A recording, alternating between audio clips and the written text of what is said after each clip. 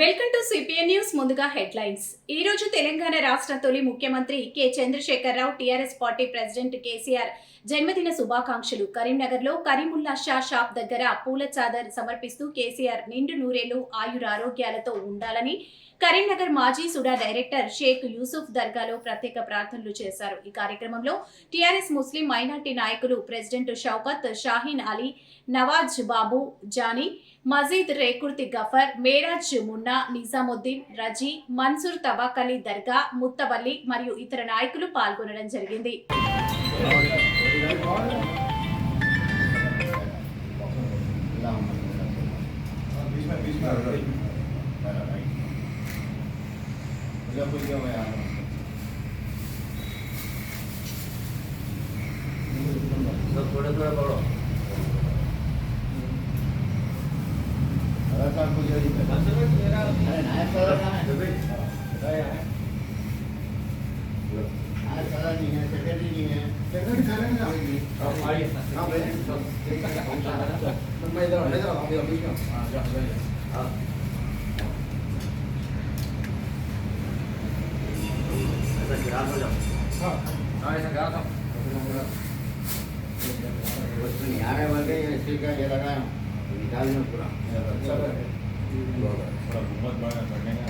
ربنا تقبل منا انك انت السميع العليم وتب علينا انك انت التواب الرحيم وصلى الله تعالى على خير خلقه اجمعين. الفاتحه الى حضره النبي محمد مصطفى صلى الله عليه وسلم.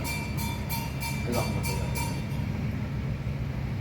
వరహమతుల్లాహి వబర్కాతహు.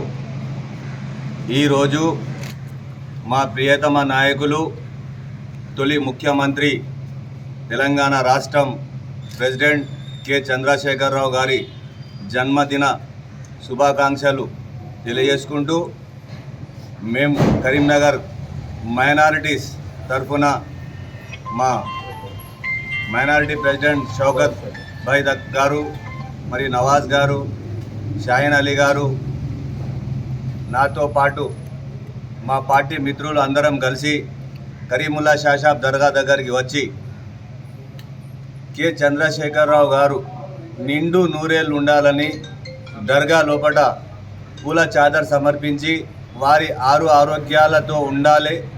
ఈ తెలంగాణ రాష్ట్రం కొరకు కేసీఆర్ గారు చేసిన సేవలు ఈరోజు కాంగ్రెస్ ప్రభుత్వం వచ్చిన తర్వాత ఈ తెలంగాణ రాష్ట్రంలో కేసీఆర్ గారు ఉంటే బాగుండు అన్న విషయానికి మళ్ళోసారి జనం మొత్తం ఈరోజు ప్రతి ఒక్కరి నోట విన్నా కేసీఆర్ గారు బాగా చేసిర్రు, కేసీఆర్ గారు బాగుండే, కేసీఆర్ ఉంటే బాగుండే అన్న కాడికి మళ్ళోసారి ఖచ్చితంగా కేసీఆర్ గారు 100% ఈ తెలంగాణ రాష్ట్రంలో జెండా ఎగరవేస్తారు. మళ్ళీ ముఖ్యమంత్రి కావడం ఖాయమని మేము కాదు, మా పార్టీ నాయకులు కాదు, జనం చెప్పుకునే విషయాలు ఇవి. ఖచ్చితంగా అందరికీ తెలంగాణ రాష్ట్రంలో కేసీఆర్ వంటి వ్యక్తి ఉంటేనే బాగుంటుంది అన్న గాడికి తెలిసి వచ్చింది.